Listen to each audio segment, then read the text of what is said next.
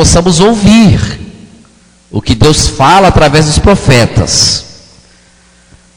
E eu quero ter a dignidade de profeta aqui nesse dia, nesse encontro. E nós precisamos ouvir o que Deus está falando para nós, irmãos. E esse ouvir tem que trazer para nós uma mudança. Senão nós vamos ser comparados àquele povo de cabeça dura ali. Não é? Que matou Zacarias, que matou os profetas, que não os ouviu. Muitas vezes nós nos assemelhamos a eles, né? É muito ruim isso aí. Queridos, a todo momento Deus está nos chamando a tomarmos atitudes contra certas práticas que nós mesmos nos deixamos fazer. Cada um se avalia, cada um olhe para dentro de si. É um tempo que o Senhor está chamando a renovação carismática a olhar para dentro de si, um olhar introspectivo, para encontrar dentro de nós mesmos brechas que precisam ser fechadas. É um tempo que Deus está nos permitindo. Então não tenhamos medo de olhar para as nossas misérias, para mergulhá-las todas no oceano de misericórdia de Deus. No entanto, nós precisamos ter essa humildade, não é? Você sabia uma coisa? Que às vezes nós precisamos até da ajuda das pessoas para nos ajudar nesse sentido de olhar para nós e ver aonde nós estamos errando, porque nós temos um dom natural que é de nós auto-justificarmos, né? Nós muitas vezes advogamos em causa própria. Nós sempre buscamos tirar a consequência daquilo que nós fazemos. Isso é próprio do ser humano. Então acontece de muitas vezes nós não olhar os nossos erros e a gente continuar fazendo sem saber. E isso não tira de nós a responsabilidade. Dizem até que os nossos erros são escritos nas nossas costas, não é? As nossas virtudes são na frente. Então a gente olha e vê, né? Fica tão fácil de ver as virtudes, a gente vê as virtudes, mas os nossos erros e faltas a gente não consegue ver. Então a gente pensa que não tem. Não é que não tem, a gente tem. Às vezes precisa fazer assim: irmão, dá uma olhadinha aqui para mim e leia para mim o que está aqui pegando, fala para mim. Não é? Precisamos às vezes fazer isso, ter essa humildade de ouvir também. Então Deus está nos dando esse tempo, queridos.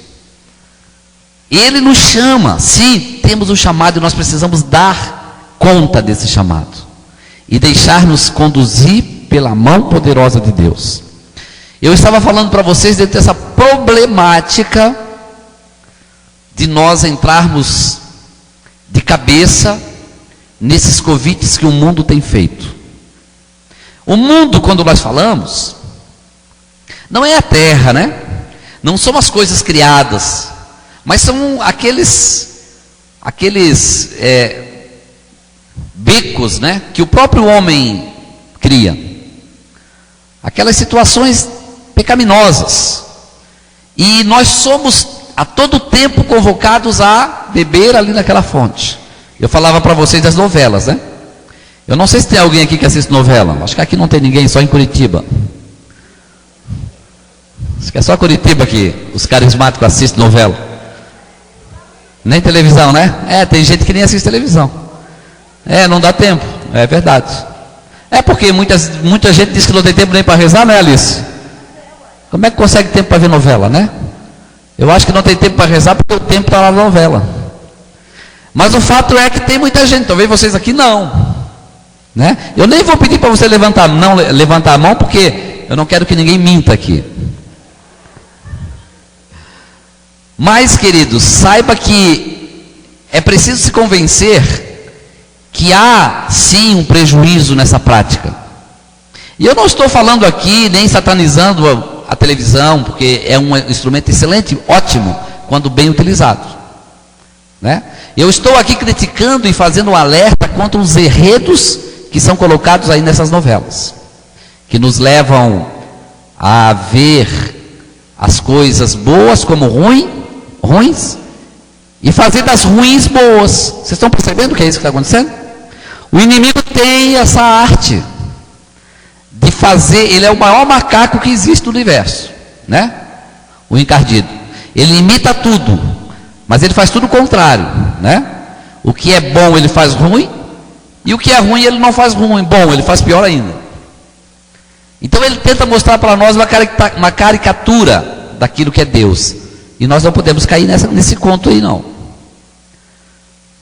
Por isso eu peço para você uma coisa: se você tem o hábito de ver, não só novelas, programas também que nos tiram, eu não estou dizendo aqui para você parar de assistir TV, parar de ver futebol, nada disso. Estou falando, aquilo que você vê que é ruim, que tira de você Deus, gente, corta da tua vida. Nós temos que ter essa atitude. É um tempo que Deus nos chama a ter esse tipo dessas atitudes aí. Você quer ser feliz e quer que o teu ministério vá para frente, faça isso. É um vício isso. Eu até apresento para vocês, e tenho feito isso, por onde eu tenho passado. É um livrinho que não é meu e não sei de quem é também, mas eu vi uma vez numa diocese e achei interessante, por isso que eu tenho passado. É mais como um alerta do que como uma venda de livro. Nem tem para vender, nem sei onde tem. Eu só quero apresentar para vocês a proposta do autor, que é um livrinho para você trocar a novela pela novena. O nome do livrinho é assim, novena ou novela, não é? Te garanto que a tua família será muito mais abençoada se você fazer essa troca, não é? E não precisa ser do livrinho aqui. Pegue uma novela, a novela da Beata Helena Guerra, por exemplo, que está lá no livro Escutai o Espírito Santo, da renovação da RCC Brasil. Está lá, uma novena que você pode fazer, poderosa. A ideia é nós sairmos da frente da TV naquele momento, deixar de beber aquela catequese maldita e rezar. Nós estamos sendo convocados pela renovação carismática, através do projeto Amigos de Deus, para rezar. E nós precisamos achar esse tempo. Então nós temos que tirar esse tempo lá do mal que nós estamos dando e dar para Deus. É 1 hora, tem gente que fica 2 horas, tem gente que assiste a novela das 6, das 7, das 8, das 9, das 10, da meia-noite. E se tiver lá das 3 da manhã, é capaz de ficar esperando.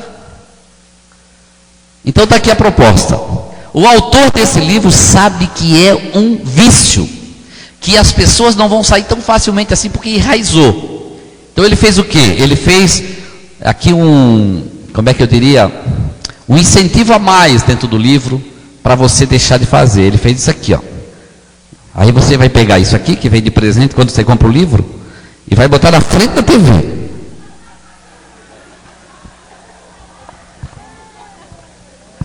Bem assim.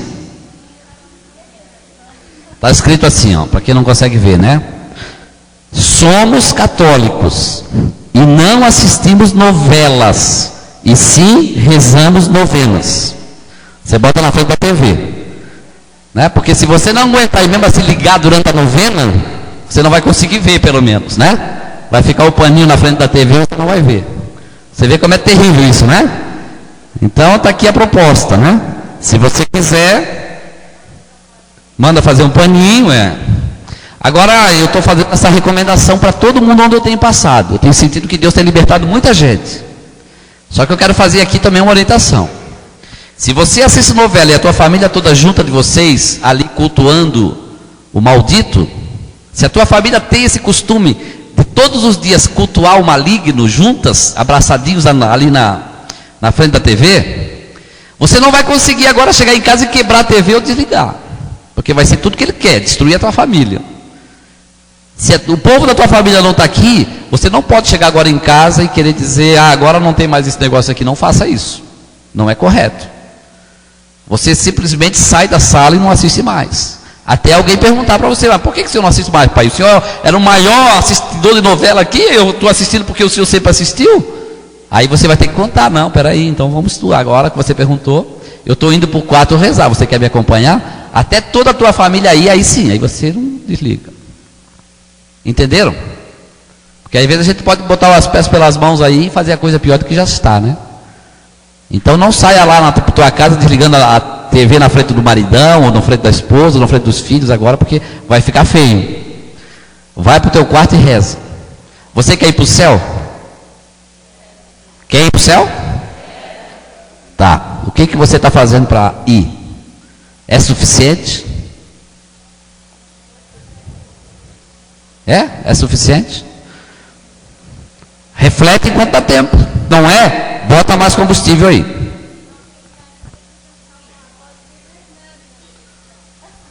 Se bem que, olha, eu mesmo estou tão seletivo com a TV que às vezes eu tenho dificuldade de achar um programa, sobretudo na TV aberta.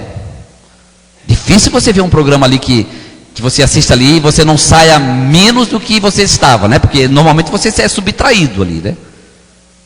É difícil de ter, eu não consigo ver.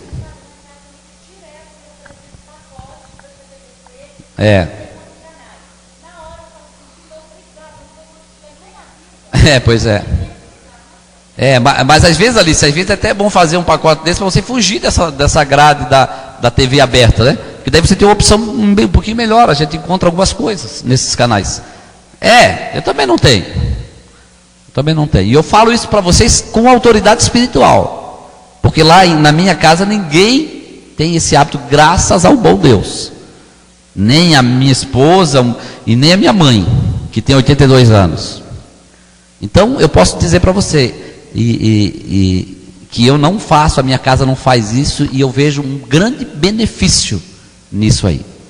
Então, queridos, está aqui, começando a ter propostas concretas para que a gente comece realmente a viver uma vida no Espírito, uma vida feliz, com os nossos filhos abençoados, com aquilo que nós fazemos abençoados. Você quer que Deus abençoe as tuas ações, o teu trabalho, os teus filhos? Então coloque-se sob a misericórdia e a obediência de Deus. Ninguém vai para o céu com o pé no inferno. Quem está com o pé no inferno já está com o corpo inteirinho lá dentro, né? Jesus vai falar de duas estradas, uma que é muito larga e outra que é bem estreita. Tem gente com o pé aqui na estrada larga e o pé na estreita, pensa que dá, né? Daqui a pouco vai fazer assim a estrada, como é que você faz? Se bem que essa estrada não se encontra, né? Em nenhum momento. Dificilmente você vai estar com o pé lá ou cá. Quem pensa que está assim já está com os dois pés lá e não sabe. Gente, servo também vai para o inferno. Coordenador de grupo também vai para o inferno. Não é só pelo fato de eu ser coordenador da intercessão ou qualquer coisa que eu já estou garantido para ir para o céu, posso fazer o que quiser. Não. Muito pior. Nós vamos ser cobrados em dobro. Entenderam? Mas é muito bom ser de Deus. O fato de sermos de Deus, eu coleciono graça na minha vida. Bênção. Não tenho saudade de nada desse mundo, não gosto, não me atrai. Quando eu comecei na renovação, eu era de Florianópolis, comecei lá em Cascavel morando um pouco tempo, fui em 84 para lá, em 88 fiz essa experiência. Era DJ de uma boate, tinha uma vida bastante, né, até com drogas, fumava 2 carteiras de cigarro por dia, fui para lá com muita relutância, mas acabei indo, e naquele dia ali Deus me curou, primeiramente do cigarro, primeira coisa. Já fazem 24 anos que eu não ponho um cigarro na boca, e não fiz isso porque eu achei que fui curado, eu nem sabia que tinha sido. Saí de lá, tentei fumar e não conseguia mais. Depois é que eu fui ver que eu fui curado mesmo, que houve uma cura lá, e ninguém se manifestou, foi eu. Eu não consegui mais, não teve mais jeito de sair de lá. Fui para Florianópolis, inclusive logo em seguida, né, em fevereiro, no carnaval, que nós ficávamos 4 noites sem dormir, e à base de lança-perfume e tudo mais, na praia. Não consegui isso mais. Olha, gente, para mim a minha alegria era estar lendo a Bíblia, orando. Isso que eu sentia graça, assim, porque quando eu tive aquele encontro pessoal com Jesus ali, parece que eu tomei uma pílula do conhecimento, ou do convencimento de que as coisas de Deus são verdadeiras, porque o que me veio de dentro para fora foi isso, dizer assim, tudo é verdade, tudo que você ouviu de Deus na igreja é verdade. Foi isso que eu senti na hora.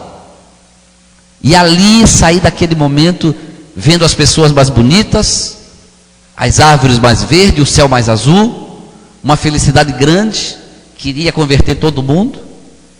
Lia a Bíblia, queria comer a Bíblia, ficava até altas horas da noite lendo a Bíblia. Ia para o trabalho a pé porque queria rezar mais. E foi assim uma coisa extraordinária. E eu posso dizer de novo para vocês, sem orgulho, e não é com esse sentimento que eu lhes falo. E eu não tive crise até hoje na minha vida espiritual. Não tive. Não tive. Posso dizer seguramente para você. Eu sei que tem pessoas aqui que podem dizer isso também, né? Porque Deus sustenta. E a minha felicidade só aumentou. Só aumentou. E eu não sei o que eu seria se eu não tivesse tido aquele encontro pessoal com Jesus aquele dia, irmãos. Eu não sei aonde eu estaria. Não sei se eu estaria vivo. Talvez até nem na igreja se estivesse vivo. Então eu posso dizer para você que a mão de Deus naquele dia, sem dúvida nenhuma, tocou em mim, e de lá para cá eu não fui mais o mesmo. Jesus não me deixou mais em paz. Glória a Deus. Porque quando Ele não nos deixa em paz, não nos falta paz, né? Não nos falta paz. Então é essa a proposta de Deus para nós, queridos. Tem alguma coisa melhor do que estar perto de Deus? Tem? Tem? Tem algum prazer? Tem algum filme de televisão? Tem alguma coisa nesse mundo que possa substituir em um milésimo daquilo que é Deus? Tem? Não tem de jeito nenhum. Não tem. Ah, se o mundo soubesse disso. E nós precisamos ser porta-vozes dessa verdade. É isso que Deus espera de nós. Por isso, o Senhor está caminhando conosco assim. Então olha ali. Satanás odeia a RCC e trabalha para desfigurar nos seus líderes o caráter, a firmeza na verdade e a espiritualidade. Você concorda com isso? Concorda com o Padre Rufus aqui? É verdade, irmãos. Então é por isso que o Senhor deseja iniciar esta reconstrução em cada um de nós, para reparar as brechas que permitimos que fossem abertas em nossas vidas.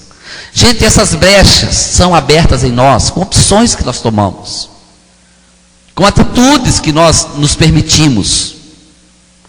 Aqueles pecados que nós cometemos são brechas que são abertas em nossas vidas. Veja, meu irmão, mesmo o pecado confessado, ainda assim nós ficamos marcados. A igreja ensina que a pena do pecado, ela não é apagada ali na confissão. A pena do pecado, ela é apagada só com muito exercício de caridade ou com indulgências. E a pena do pecado pode nos tirar o céu. O que é a pena do pecado? É o reato, é a restituição daquilo que eu cometi. Seria mais ou menos assim: eu quebrei aqui a vidraça, aqui, cometi um pecado, não cometi? Confessei, fui perdoado. O que falta fazer? Arrumar a janela. A pena do pecado ficou a janela. Enquanto eu não arrumar a janela, essa pena fica em mim. Por isso a igreja insiste em dizer para nós, na doutrina, que existe o purgatório. O purgatório não é quem vai para o céu com pecado. O purgatório é quem vai para o céu com penas, pecados confessados. Então não pensa que é tão fácil assim entrar no purgatório, não. Tem gente que diz, pelo menos eu estou no purgatório, né? Eu vou estar vivendo aqui um pouco lá, um pouco cá. Não vai para o céu assim. O purgatório é para quem é santo também, mas carregou penas lá que tem que ser expurgadas lá. Por isso a igreja oferece a indulgência que nós podemos oferecer para as almas do purgatório. Queridos, Deus está nos dando esse tempo para reparar brechas desse tipo que há em nós. Brechas que nos tiram o senso de empenho, de comunhão, que não nos deixam mergulhar na oração. Olha, gente, nós temos visto muitas pessoas superficiais da oração, que não rezam, que têm oração uma vez ou outra quando dá, que rezam só quando é possível e quando não é, passam meses. Servos que não se confessam mais, servos que não vão nem mais na igreja, não tem mais comunhão. Nós temos visto isso, pessoas responsáveis por almas, vivendo uma vida pior do que aqueles que estão ali sendo pastoreados. Nós sabemos que isso, irmãos, é gravíssimo. E Deus está nos dando esse tempo para que nós possamos ser reconstruídos. Você precisa de reconstrução desse tipo? Precisa ou não? Eu também, eu também. Você quer ser melhor na tua espiritualidade? Eu também. Você admite que precisa rezar mais e melhor? Amém. É o primeiro passo. É o primeiro passo. Eu dizia que aquela senhora veio falar para nós, né, que assistia Big Brother, que comecemos a criticar, e eu dizia, foi ótimo ela ter feito isso, porque existe uma hipocrisia entre nós. Nós praticamos o ato mal e nós ficamos aqui como se não estivesse fazendo. Nós não conversamos sobre isso. Existe uma certa hipocrisia de alguém saber, por exemplo, que eu não estou rezando mais, de alguém saber, por exemplo, que eu estou fazendo um certo pecado, e aí eu continuo fazendo o pecado e fico aqui como se não estivesse fazendo. Isso é coisa do demônio, gente. E Deus quer quebrar isso, tirar isso do movimento, porque está para acontecer algo muito grande na renovação carismática. Nós estamos ouvindo falar, e a Michelle Morin, né, que é a coordenadora internacional da renovação carismática, vai estar no Congresso Nacional, e ela vai fazer uma pregação belíssima lá no Congresso Nacional, mais ou menos nessa linha, que Deus está inspirando isso na renovação mundial. Você, quem for lá vai ouvir, e eu diria para você, vá nesse congresso, mesmo que você já decidiu em não ir, não deixe de ir para esse congresso, gente. Isso aqui vai ser algo que você nunca mais vai ter no Brasil. Você já tem um ônibus, né? Louvado seja Deus por isso. Vamos lotar 2. Vamos lotar 2. Lá nesse congresso a Michelle é uma das pregadoras e ela vai pregar. E ela pregou para nós aqui em Belo Horizonte no Congresso Nacional. E ela falava da chuva da primavera, que está sobre o nosso movimento, caindo uma chuva como chuva de primavera. Aquela chuva que prepara um tempo de colheita. Aquela chuva que antecede uma grande abundância, porque a gente sabe que a primavera é o tempo das flores, é o tempo que as árvores ficam robustas, né? É o tempo das árvores darem os seus frutos, dos pássaros colocarem seus ovos e ter lá as suas crias. E ela dizia assim: Deus está chovendo sobre a renovação carismática uma chuva constante, como chuva da primavera, e não tardará a dar os seus frutos. Gente, isso é lindo. É como que um novo batismo no Espírito Santo sobre pessoas que já estão caminhando nessa visão.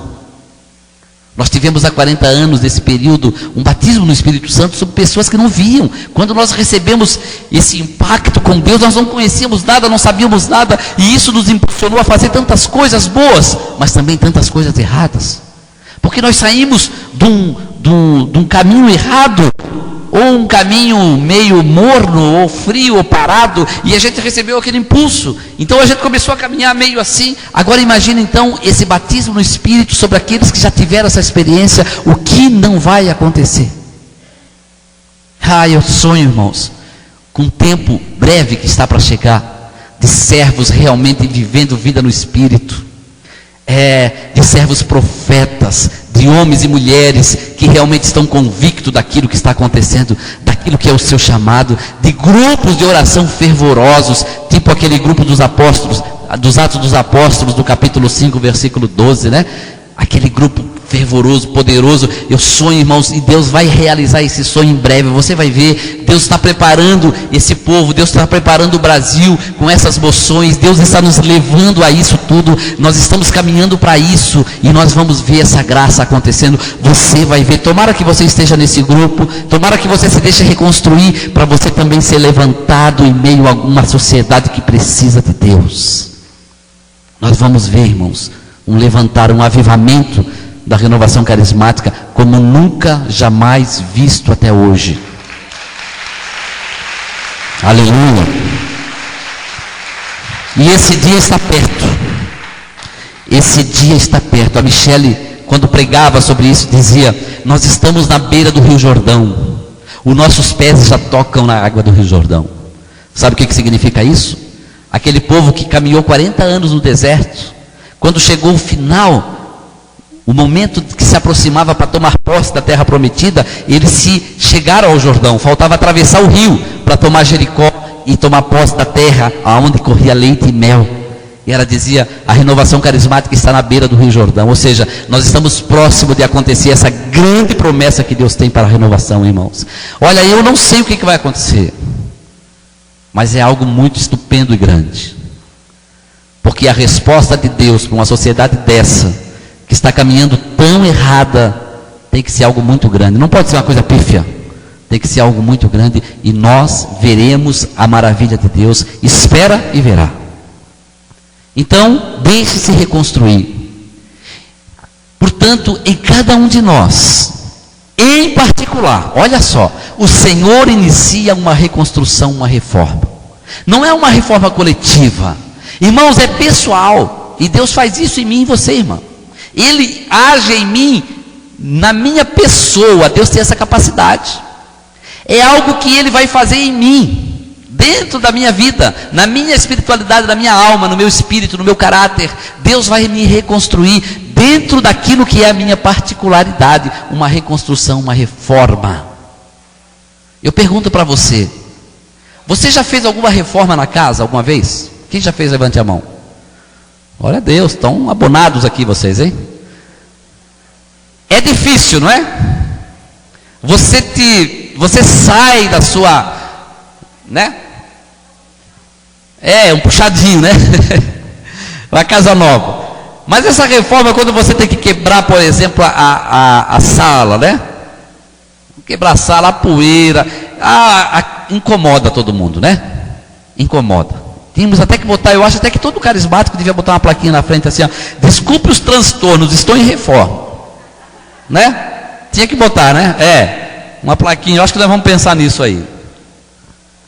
A reforma realmente traz esse tipo de coisa. Gente, mas como é legal, como é bom, como é gratificante quando acaba a reforma, não é?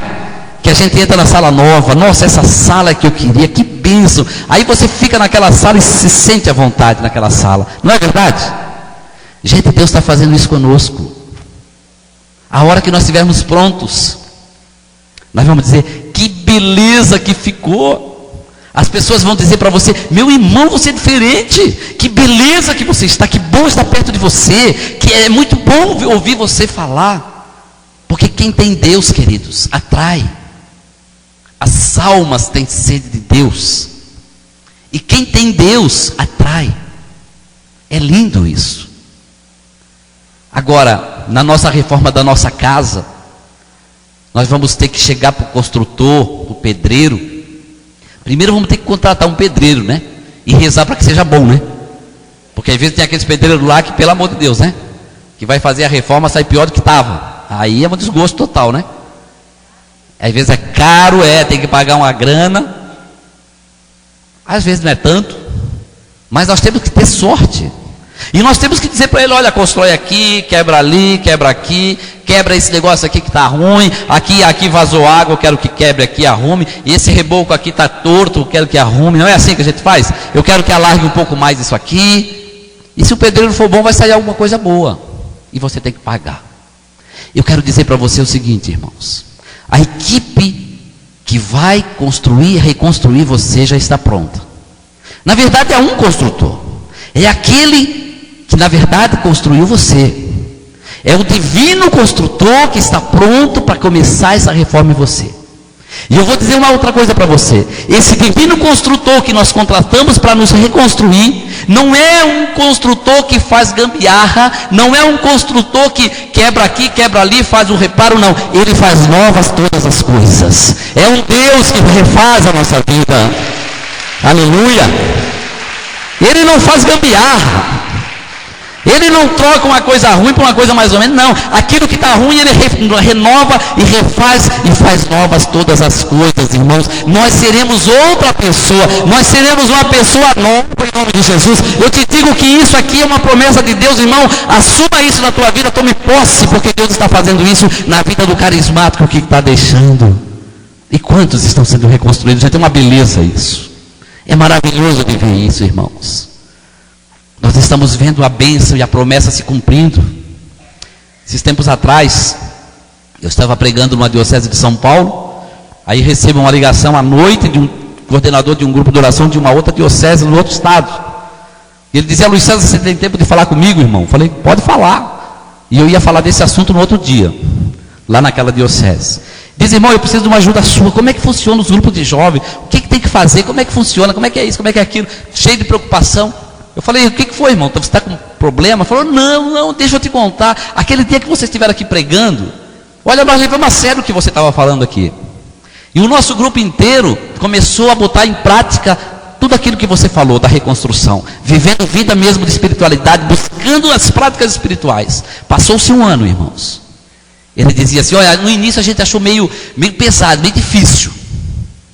Mas a gente começou a colocar em prática. Ele começou a dizer, eu quero dizer uma coisa para você. O nosso grupo, você viu como é que estava. Eles tinham pouquíssimos servos. Acho que 10 ou 15 no máximo. A quantidade de pessoas que vinham no grupo de oração não passava de 40. Ele dizia, o nosso grupo já está com 250 pessoas, Luiz César, 45 servos. E agora formou um grupo de jovens, de 100 jovens, e nós estamos aí querendo saber o que fazer e nós não conseguimos. O grupo de oração deles foi renovado de um ano para o outro. Uma velocidade impressionante. Por quê? Porque aqueles servos se deixaram reconstruir pelo Senhor. Estão em construção, evidente. Estão se deixando. Mas Deus está sendo justo e fiel ali naquele grupo de oração. E nós temos que dizer, louvado seja Deus, porque essa promessa é para o teu grupo também, irmão. É para o teu grupo se você tiver fidelidade e querer viver isso que Deus está te propondo no dia de hoje. Então, é uma reforma particular. Não é para nós, é para mim. Sabia disso? Quem que Deus quer reconstruir? Eu? Você ou nós? Eu. O nós é abstrato. Eu. É igual aquela historinha lá da irmã Teresa, a Madre Teresa de Calcutá, né? Você sabe disso? Aquela historinha que ela foi importunada por uma repórter, né? Que queria uma entrevista com ela de qualquer jeito. Madre, dê uma entrevista para nós, Madre, por favor. E a Madre não gostava muito de dar entrevista. E ela falou, tudo bem, então, pela sua importunação, eu vou lhe dar uma entrevista, uma pergunta, no dia tal, você venha lá. Aí a repórter saiu feliz da vida, voltou lá para a edição do jornal. A Madre concordou de dar uma entrevista, mas uma pergunta só, e ela vai nos atender dia tal. Aí os editores do jornal disseram, então vamos fazer a pergunta, né? Que só temos uma chance. E ficaram ali formulando uma pergunta que a Madre tivesse que responder durante 3 horas, pelo menos. Aí chegou no dia, chegou lá a jornalista, a Madre estava esperando. Minha filha, você já conseguiu a pergunta? Sim, Madre, já consegui, dá licença um pouquinho, ligou os gravadores, pegou os blocos todos para anotar, esperando assim, uma grande dissertação da Madre, né?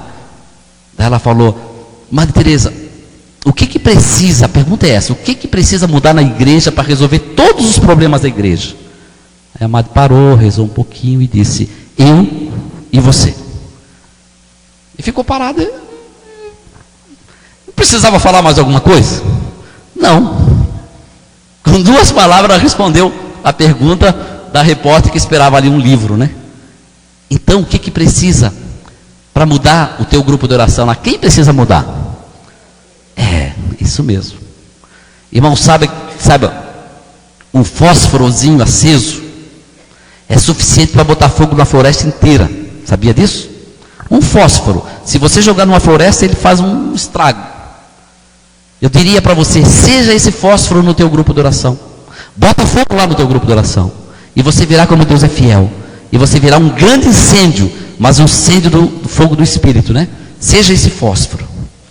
Olha, precisamos então permitir que o Senhor nos transforme em 3 áreas. Ele quer nos reconstruir, irmãos, a nossa vida. 3 áreas Deus definiu para nós, a saber, a nossa personalidade. Você precisa de reconstrução aí? Ou não? O nosso caráter, e aqui? E a nossa espiritualidade. Precisamos aí? A nossa personalidade precisa ser reconstruída.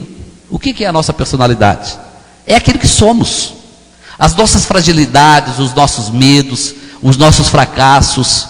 Tudo isso, gente, são traços de personalidades que nós herdamos dos nossos pais. Muitas vezes são coisas boas, mas muitas vezes são distúrbios, que não nos permite ser aquilo que Deus sonhou para nós. Muitas vezes nós temos traços de personalidade ruins, que tiram de nós a temperança, a fortaleza, que não nos deixam ser uma pessoa firme. E Deus quer olhar para nós e reconstruir aí, encontrar brechas aí e nos reconstruir. Amém? E o nosso caráter, precisamos de reconstrução aí? O que você acha? Deus precisa trabalhar aí? Precisa, gente. O caráter é a forma que nós encaramos as coisas éticas da vida. Como eu me porto diante das circunstâncias da vida. Você quer ver um exemplo que eu costumo dar para o pessoal? Você tem lá uma situação em que você comprou lá um carro, né? E aí você trouxe esse carro, está ótimo, está novinho, está vivendo com ele, uma beleza. Começa esse carro a dar problema. Depois de 3 anos, já usou, está gasto, natural que se faça uma boa revisão para continuar usando um pouco mais. Mas você vai lá e faz um orçamento e vê que custa lá uns 10 mil reais para corrigir o problema. Seu carro custa 30, faz o orçamento, é 10. Aí você pensa assim, está na hora de passar o meu carro para frente. E você vai lá, vende para o primeiro que você conseguir enganar. E vende o carro com tudo por 30 mil.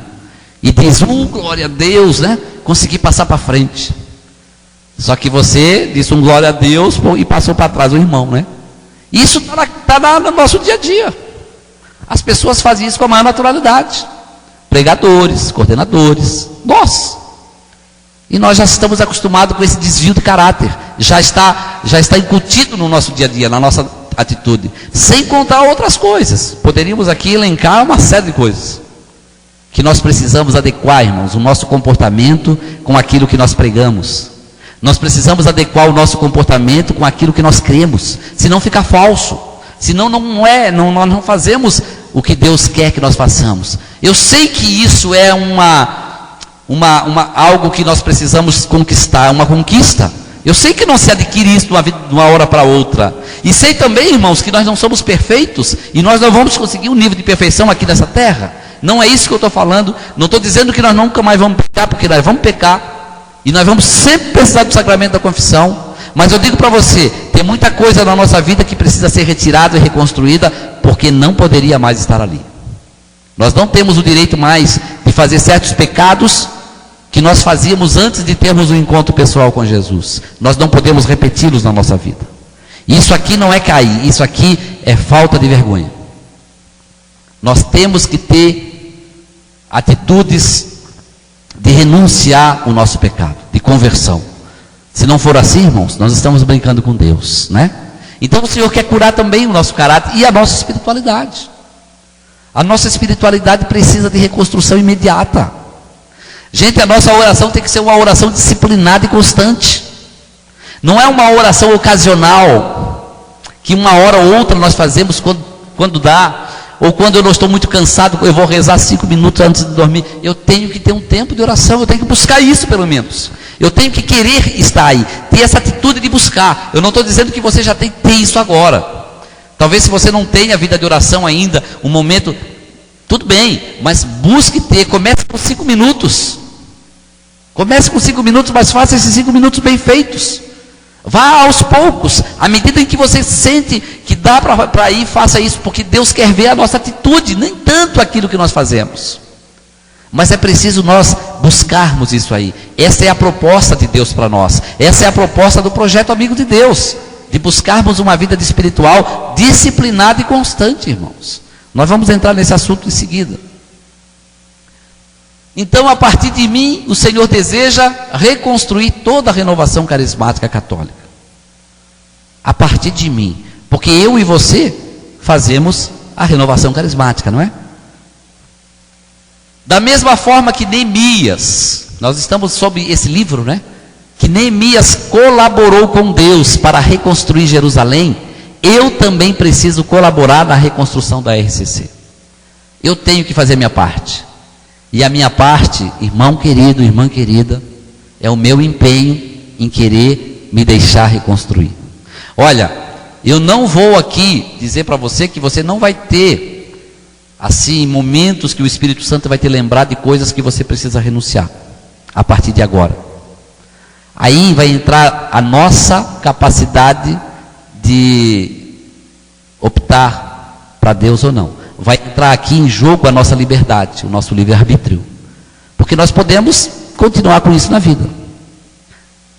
Requer de nós agora uma atitude prática.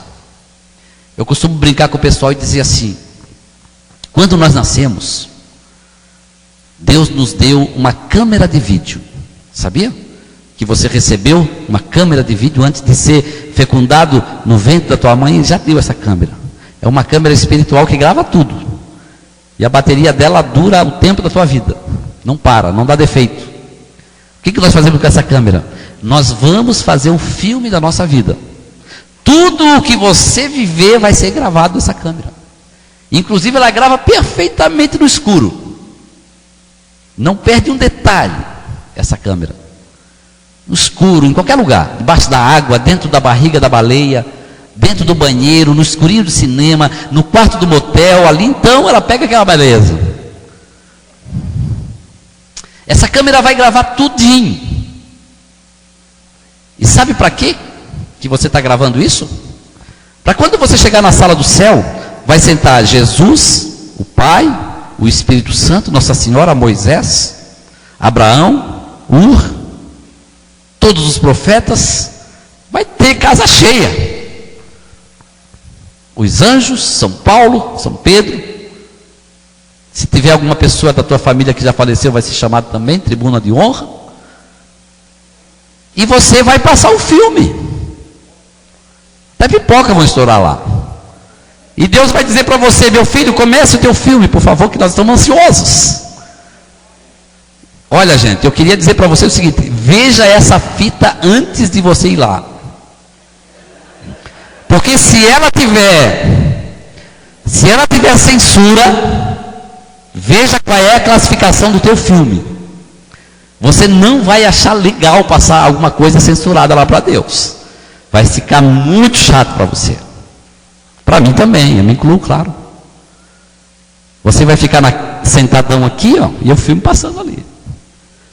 E Deus vai ver ali com toda a paciência até o finalzinho, até o TN. Terrível, né? Como é que está aí o teu filme? Mas Deus é bom, né? E nos ama. Quando o padre é ordenado, que ele deita lá, não é? E o bispo impõe as mãos, ele recebe também uma ferramenta, uma tesoura espiritual. E ele tem a capacidade de cortar a nossa fita, e emendar. E quando passar lá, Deus não vai nem saber que houve o corte. Perfeita a edição que o padre faz. Lá no confessionário. Então, eu diria para você, assista a tua fita, volta e meia. E se tiver alguma coisa que te ruboriza, que você sente vergonha, corre lá para o padre antes que você morra. Padre, por favor, eu preciso cortar um pedaço da minha fita. Corta aqui, corta ali, corta também esse capítulo, mais essa cena aqui, corta também essa trilha sonora aqui que não ficou nada legal. E ele vai cortando. Lá no céu vai ser uma beleza. Mas não fique cortando demais não, porque o melhor é você não precisar cortar, né? O melhor é você gravar um filme decente. Cortar só algumas coisinhas ali, que saiu mal feito, tudo. Porque pode ser que você se esqueça de ir lá no padre, né? Tem carismático aí que está com a fita rodando 3 anos. Tem dificuldade até de voltar o filme para ver o que fez lá atrás. Olha, irmãos, tudo isso é reconstrução. E tudo isso é chance que Deus está nos dando. E eu estou aqui falando assim, dessas metáforas parece que é brincadeira, mas é para que a gente possa ir entendendo as coisas, né? O assunto é muito sério. E Deus está nos dando essa oportunidade de nos deixar reconstruir e sermos aquilo que Ele sonhou para nós. Deus quer que você seja vitorioso, vitoriosa. Deus quer. Nós precisamos colaborar. Esta reconstrução, ela é espiritual. E por isso, requer ferramentas espirituais. É uma reconstrução que vai se dar na nossa dimensão espiritual, que vai ter, sim, consequência na vida natural, no nosso dia, sem dúvida. Uma vida está interagindo na outra, mas a reconstrução vai ser no nível espiritual da nossa vida. E aí nós vamos ser remodelados naquilo que somos, na nossa pessoa, nas nossas atitudes, nos nossos temperamentos. Deus vai nos formando e reconstruindo assim. E é assim que Ele está formando um povo no Brasil, na renovação carismática. É assim que Deus está ordenando. Eu sei que tem gente ouvindo isso e não entendendo e deixando a coisa de lado. Vai acontecer. Muitos são chamados, nem todos são escolhidos, né? Esta reconstrução, então, ela é espiritual e é necessária para que essas armas, ferramentas espirituais, a intimidade com o Senhor. Nós precisamos então buscar intimidade. A primeira coisa de quem quer se reconstruir é procurar ter intimidade com Deus. Intimidade. Aumentar o teu relacionamento com o Senhor. Gente, eu quero repetir para você, isso é uma atitude de cada um de nós. Deus não vai fazer você virar um robozinho e querer fazer oração assim. Não, Deus vai dar para você, para mim, assim, momentos como esse, que nós podemos ser alertados e cabe a nós, a nossa capacidade, a nossa liberdade de tomar atitudes. Entenderam? Porque você pode sair do retiro como esse, como se não tivesse acontecido. Sim, pode. Mas também você pode sair daqui mudando muitas coisas da tua vida.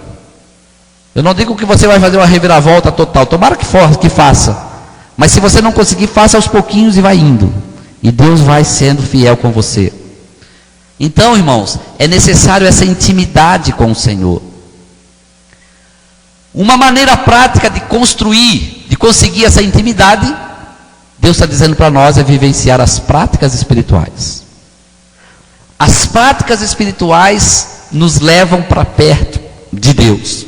Constrói um relacionamento de amizade entre nós e Deus.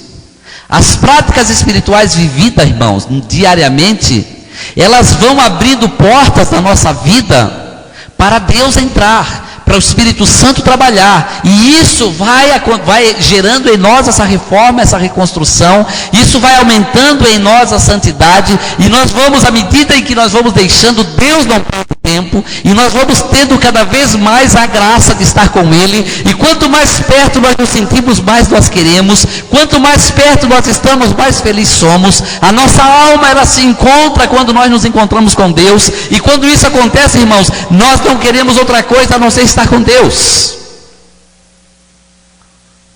E Deus não nos tira desse mundo, evidente. É um relacionamento com Ele, com os pés no chão, vivendo uma vida no Espírito, com os pés no chão, sendo foco aqui de cura, de libertação, de conversão e de ajuda para as pessoas que precisam, que necessitam, porque quando o Espírito age em nós, nós vamos em encontro do outro, não é? É natural isso aí. Se formos fiéis e disciplinados, aos poucos o Senhor vai nos transformando. Mas é necessário a fidelidade e a disciplina. A palavra é essa. Se você for fiel e disciplinado, em breve você vai ver uma mudança na tua vida. Você vai ver uma mudança no teu ministério. Você vai ver uma mudança na tua família, na tua casa. Aquela promessa de Atos 16:31 é verdadeira. Crê no Senhor Jesus e será salvo tu e tua família.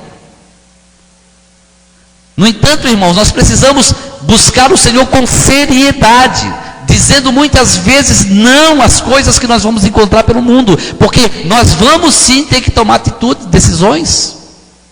Nós não vamos para Deus com o mundo todo junto conosco. Não é assim que se vai para Deus. O Senhor quer que nós vamos para Ele na gratuidade, né? Deixando tudo. É aquilo que nós vimos hoje na liturgia, né? Busca em primeiro lugar quem? O reino de Deus. E aí Jesus vai fazer aquele belíssimo sermão, né? Olhai os lírios dos campos, olhai os pássaros do céu, né? Maravilhoso isso, não? Como Jesus falou para nós, hein? Deixe de ter preocupações do dia a dia, porque Deus cuida das coisas. Isso não é conformismo, irmão. Isso é fé. É viver na dependência de Deus. Fazer tudo o que nós devemos fazer, acreditando que Deus é que realiza todas as coisas. Para isso, então, para que nós sejamos transformados assim, é necessário que sejamos mais espirituais. Gente, ser mais espiritual é uma decisão nossa, sua. Ah, mas eu não consigo, já tentei. Você vai ter que se dominar. São Paulo fala na carta aos Coríntios que o corpo, a carne, tem que ser colocado em servidão, para que ela faça aquilo que o Espírito quer. E muitas vezes nós temos que aplicar castigo na carne, para que ela se coloque em conformidade com o Espírito. Aí ele vai trazer aquela comparação do atleta, né? Os atletas das Olimpíadas, eles fazem de tudo para conseguir uma coroa corruptível. Então eles se privam das coisas. Vejam como é que funciona esses atletas aí. Eles deixam de fumar, eles deixam de ir para as baladas, eles vão dormir cedo, muitas coisas que eles não podem comer, eles não comem, eles praticam exercício dia e noite ali, são disciplinados, caminham a vida que deixa um monte de coisa nesse mundo, eles largam tudo para se dedicar àquilo. Ora, irmão, São Paulo vai dizer, se eles fazem isso para ganhar uma coroa corruptível, quanto mais nós, que esperamos a coroa incorruptível. Não devemos assim ser disciplinados para que possamos chegar no dia final. E aí São Paulo vai dizer, para que eu não perca o céu tendo pregado o evangelho para muitos. Então é necessário. O reino de Deus, vai dizer a palavra, ele é conquistado pelos violentos. A palavra de Deus, entra no céu os violentos. E essa violência não é uma violência de briga, né? É a violência contra o pecado. Então aqui, é necessário que nós sejamos espirituais. É preciso que nós busquemos o Senhor nessa visão espiritual.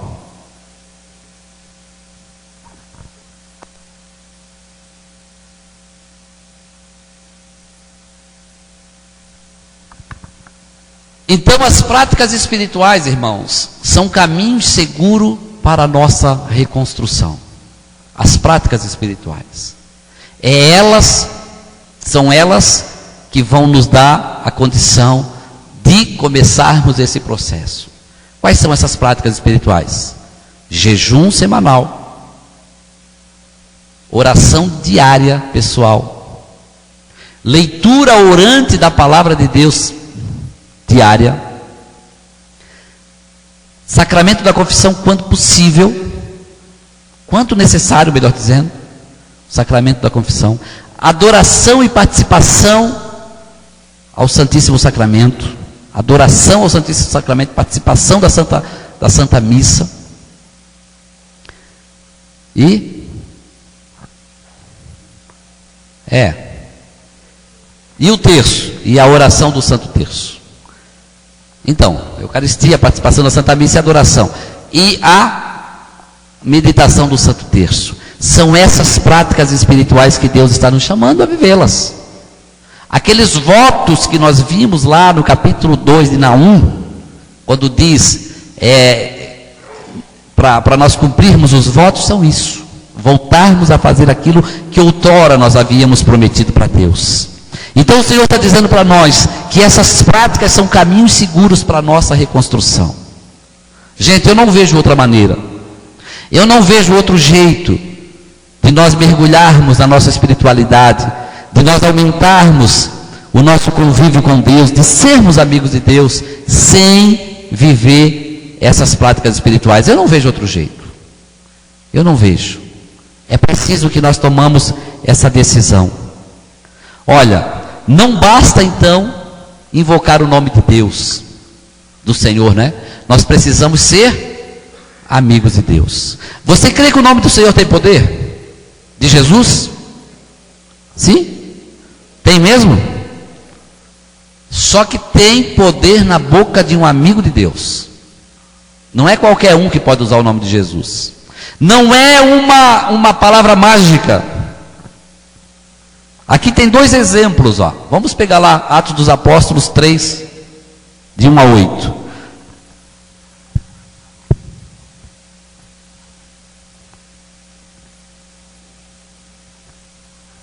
Atos 3, de 1 a 8.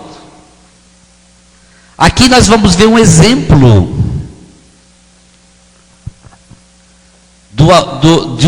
de um homem próximo, íntimo de Deus, falando o nome de Jesus. Capítulo 3 do livro dos Atos.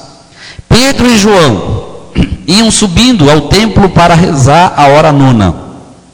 Nisso levavam um homem que era coxo de nascença, e que punham todos os dias à porta do templo, chamada Formosa, para que pedisse esmolas aos que entravam no templo. Quando ele viu que Pedro e João iam entrando no templo, implorou deles uma esmola. Pedro fitou nele os olhos, como também João, e lhe disse: olha para nós. Ele os olhou com atenção, esperando receber deles alguma coisa. Pedro, porém, disse: não tenho nem ouro nem prata, mas o que tenho eu te dou. Em nome de quem? De Jesus Cristo Nazareno, levanta-te e anda. E tomando-o pela mão direita, levantou. Imediatamente os pés e os tornozelos se lhe firmaram. Deu um salto, pôs-se de pé e andava. Entrou com eles no templo, caminhando, saltando e louvando a Deus. Olha como aconteceu aqui essa graça, esse milagre de Deus aqui com através da boca de um amigo de Deus, que proclamou o nome de Jesus. Vamos ver um exemplo agora de uma pessoa que não é amigo de Deus, que não conhecia Deus, que não estava com aquela vida de intimidade com o Senhor, e vai proclamar também o nome de Jesus, lá em Atos 19. Vamos ver como é que o Senhor fala aqui. Alguns judeus exorcistas, que percorriam vários lugares, inventaram e invocaram o nome do Senhor Jesus sobre os que se achavam possessos dos espíritos malignos, com as palavras: esconjuro-vos por Jesus, a quem Paulo prega. Assim procediam os 7 filhos de um judeu chamado Cefas, sumo sacerdote. Mas o espírito maligno replicou-lhes: conheço Jesus e sei quem é Paulo, mas vós quem sois? Nisto o homem possuído do espírito maligno, saltando sobre eles, apoderou-se de 2 deles e subjugou-os de tal maneira que tiveram que fugir daquela casa, feridos e com as roupas estraçalhadas. Aqui está a consequência de usar o nome de Jesus sem o conhecer, irmãos. Não é uma mágica, não é? O ato de acontecer a graça precisa encontrar naquele que a chama, naquele que a pede, a transparência e a vivência daquilo que Deus nos pede. Assim, nós podemos orar nos nossos grupos de oração e acontecerá sim as conversões, acontecerão sim os milagres, mas é preciso que nós tenhamos coerência com aquilo que nós estamos orando ou pregando. É preciso uma vida reta diante de Deus. Nós não podemos brincar com Deus. Nós não podemos fazer de conta. Aqui, ó, esses 5 judeus aqui eram filhos de sacerdotes. Não era qualquer pessoa. No entanto, eles não tinham intimidade com Deus. Tinha 5. O bicho pegou 2, 3 estão correndo até hoje. Deus não brinca conosco, irmãos. É sério a coisa. Então nós precisamos ver com essa visão aqui mais específica, não é? A comunhão, unidade, se constrói a partir da nossa intimidade com o Senhor. Nós precisamos de comunhão e empenho. A comunhão nasce a partir da nossa intimidade. Não tenha dúvida disso. A partir da minha oração, eu começo a vivenciar a comunhão no meu grupo de oração e na renovação carismática. Até as nossas dificuldades, irmãos, os nossos grandes desafios são vencidos a partir da nossa intimidade com o Senhor. Não é verdade? Quando nós somos pessoas de oração, nós podemos passar por qualquer coisa. Não é que vai deixar de ter os problemas, não vai deixar de ter, mas nós vamos passar com muito mais resignação, nós vamos passar com muito mais esperança, com muito mais visão, quando nós somos pessoas de oração. Quando nós rezamos, nós atravessamos os problemas, irmãos, com uma segurança muito maior, e Deus nos dá o auxílio quando assim nós passamos. Nós temos que entender muito bem isso aí. Tem uma frase que diz assim: não espere sofrer para rezar, reze antes para saber sofrer. Entenderam? Não espere sofrer, comece a rezar já, porque quando você estiver sofrendo, você já sabe passar pelo sofrimento. A oração nos chama a isso, nos dá essa fortaleza, nos dá essa têmpera. Se nós formos pessoas de oração, nós conseguiríamos ver as nossas dificuldades, os nossos problemas, com o olhar do Espírito Santo, que vê o problema e as nossas dificuldades com um olhar de fé e de esperança. Quem reza, vê as suas adversidades com fé e esperança. Uma coisa que o Papa João Paulo II sempre dizia, quando levavam para ele era um homem de profunda oração, e levavam para eles problemas assim, insolúvel na igreja, e diziam: santidade tem um problema gravíssimo aqui. E ele dizia: calma, a igreja tem Jesus. Para ele aquilo era suficiente. E de fato, irmãos, quando nós vemos a beleza de Deus na oração, nós não temos medo de nada. Tem alguma coisa que pode nos meter medo? Tem alguma coisa maior do que Deus? Tem alguma coisa maior que o amor de Deus? Nada. Nem a dor, nem a tribulação, nem a tempestade, nem a morte, nada pode ser maior que o amor de Deus por nós. Nada, gente. Cá caia 1000 homens à minha direita, 10.000 à minha esquerda, e eu não serei atingido. Agora é preciso que eu viva essa vida de oração. É preciso que eu tenha visão espiritual. A minha visão espiritual para ver, além do problema, a solução de Deus. Você sabe o problema de quem não reza? É que quando ele tem uma situação de problema, ele fica focado no problema. E não consegue ver em cima do problema a solução que Deus já providenciou. E aí ele sofre e fica ali refém àquela situação. Na Bíblia tem uma passagem interessante, no capítulo 6 do 2º livro dos Reis, que narra ali uma situação em que o rei da Síria inventou de invadir o povo de Deus. Só que lá dentro do povo de Deus tinha um profeta chamado Eliseu. E esse rei, antes de iniciar esse ataque, ele trouxe lá os seus comandantes dentro da sala secreta. A palavra vai contar isso. E eles formulam uma estratégia de guerra secreta e partem para a batalha.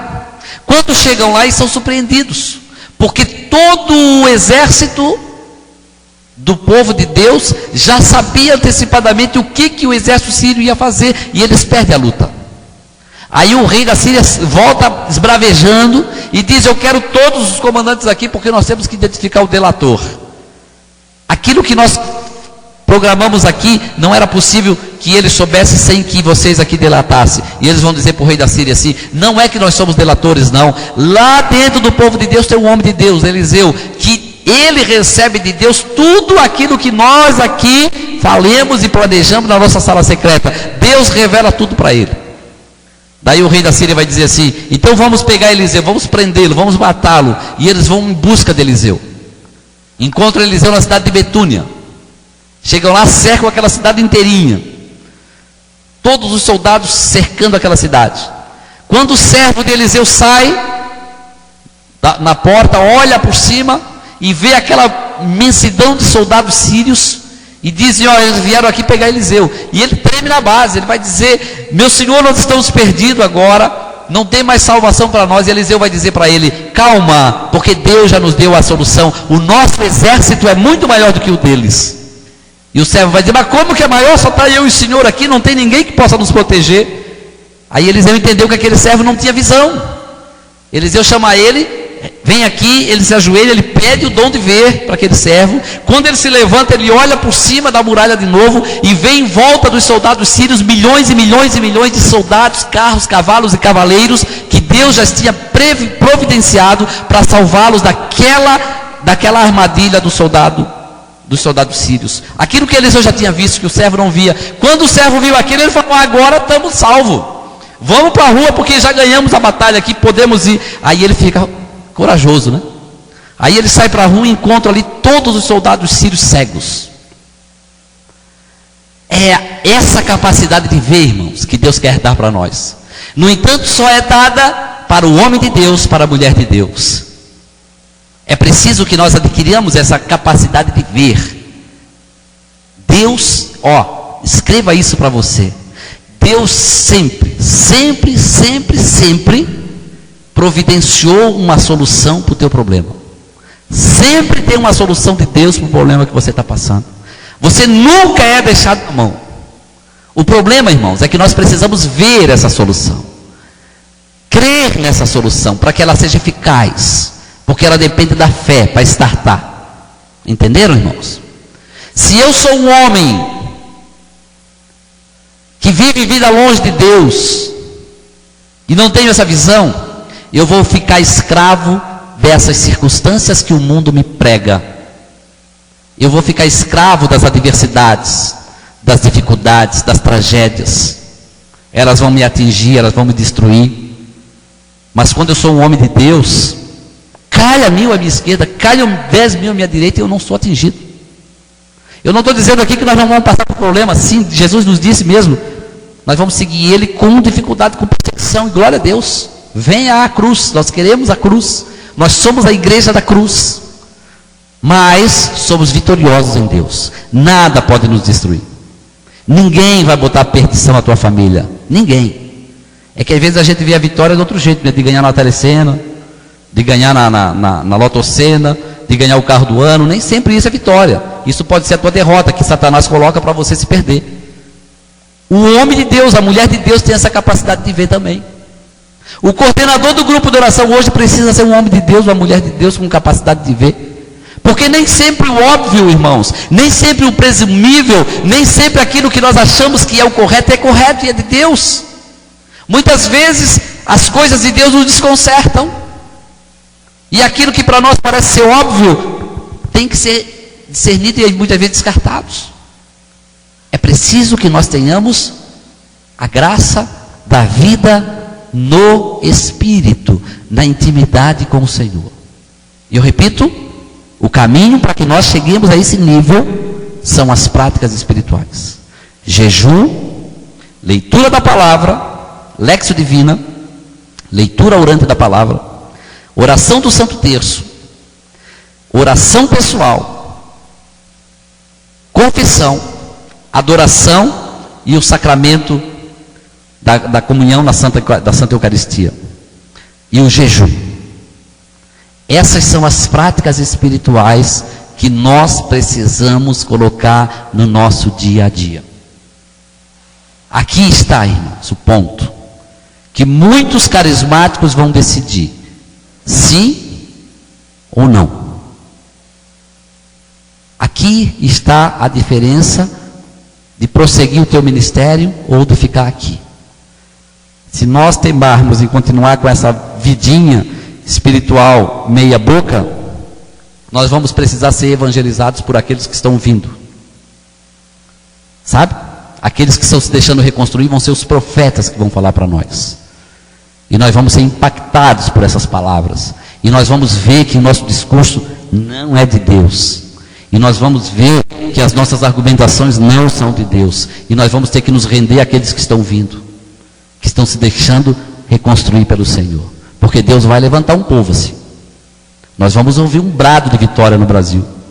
Nós vamos ver sim um povo profético levantado no Brasil. Já está se levantando, irmãos. Nós já estamos vendo isso. Eu conheço vários. Que nessa hora, nesse momento, estão pregando a palavra com poder e vivem aquilo que pregam. Esse mundo não aguenta mais tanta coisa, irmãos. Não aguenta. Essa sociedade está em crise. Precisa de profetas. Você quer ser um deles? Então, mãos à obra na tua reconstrução. Deus está batendo na tua porta, ó. Sabe quando a gente contrata lá os consultores? Chega uma hora que eles tocam a campainha, né? Para entrar, olha, a gente veio aqui para trabalhar. Se abre a porta e deixa eles fazer. Deus está assim, ó. Abre a porta que eu já estou aí, desde 2009 chamando. Se você não vive ainda isso aí, estou aqui chamando desde 2009. Está fazendo calo nos dedos de Deus, tanto bater na tua porta, né? Não sei se na tua, mas pelo menos naqueles que não estão se deixando, né? Ok? Dessa forma, então, a nossa primeira atitude é correr para perto de Deus. Se nós precisamos ser espirituais, se nós precisamos ter vida de intimidade com Deus, nós precisamos correr para perto de Deus. E aqui entra então esse projeto, amigos de Deus. A proposta é essa, de vivenciar aquilo que está sendo pedido dentro desse projeto aqui. Gente, se você é coordenador de grupo de oração, não demore em implantar isso no teu grupo. Se você não é, leve essa mensagem para o teu coordenador. E diga para ele, vamos fazer isso já. Isso aqui depende da salvação do teu grupo de oração. Não é uma opção. É uma condição de continuar ou não. Entendeu? É uma condição de continuar ou não. Não existe opção aqui. Deus está nos dando rumo. Você sabe aquela história que quando a gente conhece Deus, né? Aí a gente está correndo a Deus, né? Oh, que glória a Deus, estou correndo a Deus, está aqui, né? Estou vendo Deus. E as coisas estão acontecendo, a gente vê milagres. E não é assim que acontece? Quando começa aquele momento gostoso do Espírito Santo, né? De batismo no Espírito, e Deus está aqui na frente, e nós correndo atrás de Deus, e nós vamos nos empolgando na na nossa vida, né? E a gente corre tanto que às vezes até quer correr um pouco mais do que Deus, né? Aí de repente nós entramos assim no ativismo, nós entramos assim no marasmo, na espiritualidade, mas continuamos correndo para Deus. E só que daquele jeito de rezar mais ou menos, a nossa visão começa a ficar turva, a neblina começa a aparecer, e nós começamos a ter um ponto de visão um pouquinho menor, bem menor, aliás. Aí a gente começa já nem ver mais Deus, mas a gente pensa que Deus já está ali. Aí acontece que Deus Deus faz a curva, e nós que estamos aqui sem ver, continuamos correndo, e Deus fez a curva, né? Aí você olha para trás, ué, cadê Deus? Cadê Deus? Oh, Deus já está lá atrás, eu vou esperar para que Ele venha. E muita gente está correndo assim. Deus fez a curva e Ele continuou. Está na hora de fazer isso, gente. Ó, Deus está dizendo para nós carismáticos: para, olha, volta, encontra o ponto e continua. Corre atrás do tempo perdido. Se o teu grupo de oração parou de rezar, se os servos pararam de rezar, se lá a coisa está brava, não tem mais poder nas pregações, não tem mais conversões, talvez você está fazendo uma reta e Deus fez a curva, e você precisa voltar, o teu grupo precisa voltar. Olha, eu não tenho medo de dizer para certos grupos de oração que você deveria parar o grupo, para os servos ser reconstruídos, porque fazer o trabalho que nós temos que fazer sem a ajuda do Espírito, gente, esqueça, vai ser um peso para você e um atrapalho para a tua família. Quem não reza se desencanta da missão e não vê mais gosto pela missão. Se você está assim, talvez você precisa voltar para trás e encontrar o ponto que Deus fez a curva. É tempo, é agora, é já. O dia chegou nessa diocese. Eu vim aqui, irmão, em nome da Renovação Carismática Católica do Brasil. Eu quero dizer para vocês que eu represento nesse momento o Conselho Nacional da Renovação Carismática. Eu não estou falando por mim, estou falando em nome de um movimento eclesial nacional. Estou dizendo isso para você saber que isso não é um pensamento meu, mas é um pensamento de todo um movimento que Deus está colocando para nós. Então, se você está no grupo de oração, faça um balanço. Não continue, faça um balanço. Será que o nosso grupo realmente está salvando almas? Será que nós estamos sendo eficazes mesmo? Ou nós estamos aqui teimando em continuar fazendo algo que não está sendo frutífero, algo que está só sendo... tem grupo de oração que só serve para gastar a luz da igreja, porque não acontece nada ali. As pessoas não se convertem, e às vezes além de gastar a luz da igreja, ainda os servos são os danados que vivem brigando entre eles, contendas, ciúmes, invejas, e é melhor nem ter. Sabe, irmãos? Gente, pensa muito bem, não continue correndo. Para um pouco e diga: gente, como é que está o nosso grupo? Será mesmo que nós estamos caminhando no rumo certo? Será que nós não perdemos a curva de Deus? Será que não é a hora de nós pararmos e olhar para a nossa vida espiritual, para as nossas atitudes? Será que realmente nós que estamos na frente desse grupo, será que nós estamos nos deixando converter por Deus? Se Jesus viesse agora no meu grupo, que mensagem Ele teria para nós? A mensagem da igreja de Sardes? Eu olho para você, Deus vai dizer: e tem uma queixa contra ti, tu esqueceu o primeiro amor, é preciso que você retorne. Será que é isso que Deus falaria para nós? Ou será que é aquela exortação que Paulo faz a Timóteo: Timóteo, é necessário reavivar a chama do dom de Deus? Você sabe quem que era Timóteo? Timóteo era um jovem poderoso, era um profeta, era um homem de Deus. O homem não era fraco não, Timóteo. Pensa que era um bobinho ali? Não, era um cara que deu a vida pelo Evangelho. No entanto, São Paulo olha para ele e diz: Timóteo, não está bom ainda, meu filho, precisa revivar a chama. O que São Paulo falaria para nós hoje se viesse aqui? Será que só revivar a chama? Nós estamos no nível de Timóteo? Entende, queridos? O que nos dá a capacidade de crescer na vida espiritual? Deus. Deus. Eu te digo, não perca tempo. O projeto Amigos de Deus tem esse objetivo.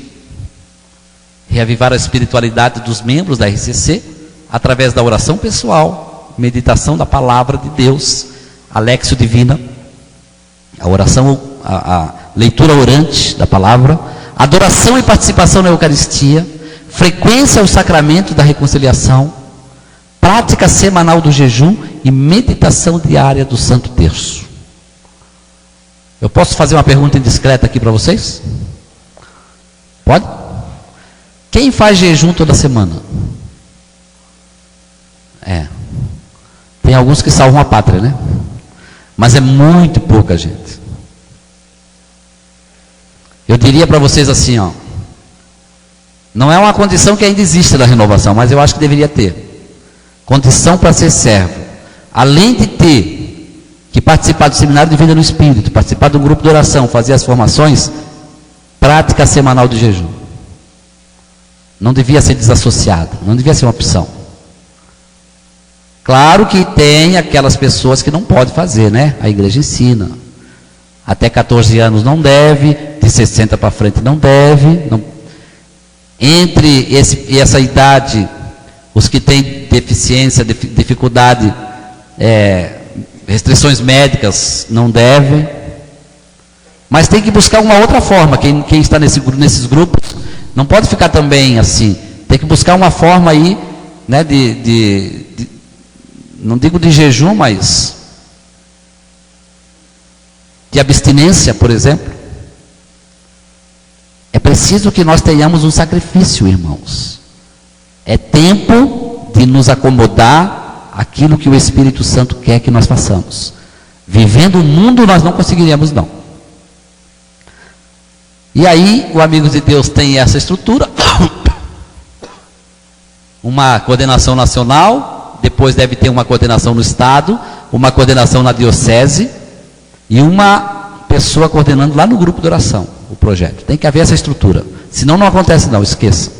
Se a diocese não tiver um representante e esse representante tiver um núcleo cuidando de todos os grupos de oração para que o projeto seja aplicado, não acontece, porque é uma luta espiritual. Não pense que é porque é carismático todo mundo vai querer fazer jejum, orar. Não vai. É uma luta danada. Difícil de convencer os servos de fazer isso. Eu sei que aqui não, né? Mas lá em Curitiba essa dificuldade é grande. Incrível isso, irmão, porque dentro da renovação devia ser fácil de implantar um projeto desse. Mas é o projeto que tem mais dificuldade de implantar. Por quê? Porque tem uma luta espiritual aí. Não é? Tem. E nós sabemos disso. Então essa é a estrutura. Aí esse projeto acontece em campanhas. A primeira campanha deve-se trabalhar 3 meses, são todas as campanhas, cada campanha 3 meses, tem o subsídio que está no site da RCC Brasil, é só baixar. E cada campanha é assim, ó, é dupla de práticas, né? Primeiro você trabalha Lexio Divina em jejum, 3 meses, aplica no grupo de oração, pega lá o subsídio tem uma atividade para cada semana, você vai ver lá, o subsídio foi feito nesse sentido, para cada semana. Aonde que é aplicado isso? Na reunião de servos, não na reunião de oração, não é para o povo, é para os servos, dentro da reunião de servos. Aí depois que fez a Lexio Divina em jejum, incorpora rosário e oração. Então você vai começar a fazer Lexio Divina, jejum, rosário e oração. 3 meses, fazendo as motivações lá do subsídio, que estão lá, 3 meses. Passou os 3 meses, incorpora adoração e confissão. Quando nós fazemos isso, gente, os efeitos são imediatos. Imediatos. Como é que acontece a unção no grupo de oração? Como é que você imagina? Quando o ministério canta bonito e não desafina, quando o pregador prega bem, quando o dirigente tem uma boa oração, é assim que acontece a unção? Não. A unção é a soma de um monte de unçãozinhas. É? Sabe o que é que gera a unção no grupo de oração? É a unção de cada servo. O que é unção? Lembra o que? Óleo, né? Untar. Você unta a forma antes de fazer o bolo, não é? Molha ela todinha de óleo, né? Untar é isso. A unção que nós falamos é estar ungido na oração. E para mim ser ungido na oração não tem outro jeito, tem que mergulhar nela. E essa unção, essa unção ela tem que ser feita no dia a dia. Não é lá no grupo de oração que eu vou me ungir. Lá eu vou me deixar usar para que o meu grupo seja ungido. Entenderam? Não é no retiro que eu vou me ungir. Aqui eu vou me colocar também, sim. Mas aqui eu vou me abrir para que Deus ainda aumente mais a minha unção. Tudo bem, mas a unção do retiro vai vir a partir da unção de todos vocês aqui. Então é assim, se no meu grupo não tem servo ungido, ou seja, não tem servo que reza, que mergulha no óleo do Espírito, esqueça, não tem unção no teu grupo. Você pode se esgoelar o que for possível. Pode comprar o melhor aparelho de som que tiver. Não vai ter unção. Agora, bota lá os servos que oram. Bota lá 3 latinhas tocando na hora da panela e uma musiquinha desafinada, você vai ver como acontece poder. Bota um ministério como esse aqui num grupo de servo, unção. Você vai ver o fogo cair. Bota um ministério desse num grupo que não tem unção. Vai ser bonito de ouvir, mas não vai tocar nas almas. Certa vez eu li um livro que se chama Cantar em Espírito e Verdade. E diz assim, a música ungida, e pode dizer a pregação ungida, a oração ungida, ela tem 2 caminhos, 2 dimensões. A primeira é a dimensão apenas humana, o aspecto humano, de ser bom de ouvir, bonito, uma música bem executada, uma pregação bem elaborada, uma oração bem elaborada, é gostoso de ouvir. Então a primeira coisa que age nesse ato, né, de fazer uma música, uma oração, uma pregação, é o intelecto, é o gosto da pessoa. Então fica nesse nível. Deus usa isso aí. Deus usa. Para quê? Para trazer a pessoa. Então quando a pessoa chega num grupo de oração que é assim, ela se sente bem, ela quer ficar ali.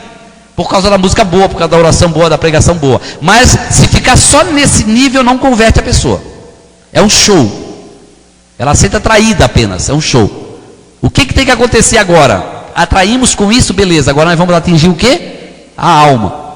Porque nós estamos ali para salvar a alma. Então, quanto isso, como é que se faz para agora atingir essa outra dimensão? Então é preciso que a minha música executada, bem executada na técnica, seja carregada de unção, aquelas notas, aquelas canções. E essa nota e essas canções só são ungidas se sair da boca de um músico ungido ou de um cantor ungido. A pregação ela só vai ser ungida, ela vai deixar de ser palavra para ser unção e tocar na alma, se for através da boca de um pregador ungido. A minha oração só vai agir mesmo na alma, que é o que interessa para nós, se for um homem ou uma mulher de oração, e aí a sua oração vai atingir a alma, vai bater no intelecto e não vai ficar aqui, vai cair na alma. Entende? E aí gera conversão. Gera conversão. Para que a minha pregação seja bem feita em nível intelectual, eu tenho que me preparar. Eu tenho que fazer um curso de oratória às vezes. Eu tenho que ter a forma de passar as coisas, eu tenho que ter conteúdo. Isso atrai. Agora, isso não faz a minha pregação ser ungida. Compreende? O que faz a minha pregação ser ungida? A minha vida de oração. Se eu faço tudo isso e sou um homem de oração, meu amigo, vê São Paulo. São Paulo era um homem que pregava poderoso, era o cara, São Paulo, era o cara. Ele tinha o dom da oratória como nunca. Mas enquanto ele não era um homem de Deus, um amigo de Deus, ele fez o maior destroço. As pessoas tinham medo do cara. Entende? No entanto, ele estava ali pregando, ele fazia aquilo para Deus. Não pense que São Paulo era um tirano, não. Ele fazia para Deus, mas ele não fazia na unção. Mas a sua pregação, o seu discurso era bonito. Quando ele se converte, a coisa muda, daí começa a ter unção.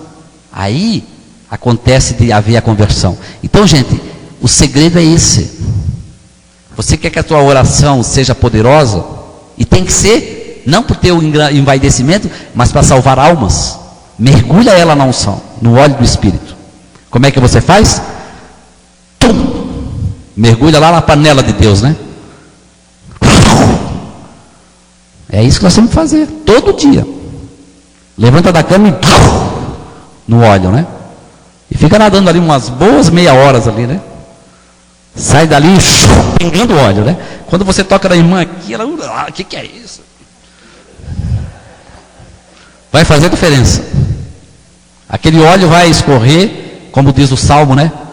Oh, como é bom, como é suave, né? O óleo derramado na barba de Arão, na cabeça de Arão, né? É como um óleo suave que desce a barba de Arão, é isso, né? Gente, é isso, irmão. Eu estou falando para vocês assim, numa linguagem clara, alto e bom tom. Não estou aqui fazendo churumelas para você. É simples. Mergulha na espiritualidade e você terá um ministério de unção e de poder. É aí que está a diferença de um grupo de oração ungido ou de um grupo de oração meia boca, gastador de luz da igreja. Esse, se eu fosse pároco, eu não queria não. Só dá prejuízo e ainda por cima os servos estão ali se matando. Então, esse não precisa da minha paróquia. Entendido isso, irmãos? Muito bem. Assim, nós vamos deixar o Senhor vir, né? Para que nós possamos mergulhar no óleo. Você quer isso? Mergulhar? Quem melhor do que estar diante de Jesus? Gente, uma forma magnífica de mergulhar no Senhor é estar aos pés de Jesus no Santíssimo Sacramento. A prática espiritual da adoração ao Santíssimo Sacramento, ela é poderosa para nós. É na vida espiritual, de vivermos vida no Espírito, adoradores. Aliás, na capela, vem para mim aqui uma da intercessão ali.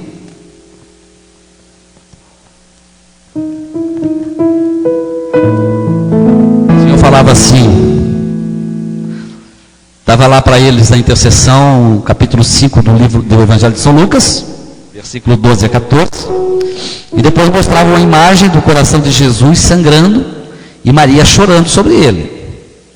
E uma profecia que dizia, Jesus disse, vocês não me adoram mais, eu preciso de adoradores.